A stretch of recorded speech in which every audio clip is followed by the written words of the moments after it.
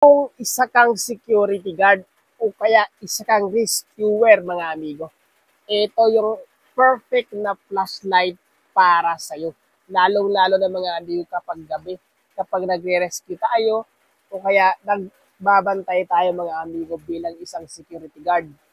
Ito po ang flashlight na ipinagmamalaki ng Superfire Y16. Napakaganda nito mga amigo.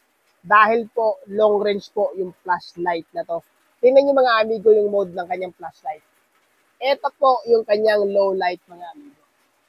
Yan. Maliwanag na yan mga amigo. Tingnan nyo naman gaano ka-pointed yan mga amigo. Yan po. Pointed na pointed po yung kanyang light. Kaya po napaka long range po nito. Ito yung kanyang medium light.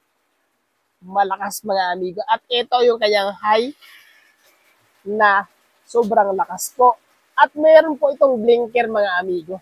Ayan siya. Then SOS at strobe light.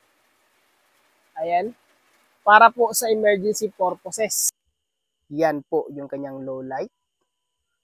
Lakas mga amigo. Ito naman yung kanyang medium light. Ayan. Ito naman po yung kanyang highlight. Yan. Abot hanggang doon mga amigo. Ayan. Ang layo niyan. Pero abot na abot. Sakto ito mga amigo. Pang security guard talaga na, na flashlight. Pang emergency purposes talaga mga amigo.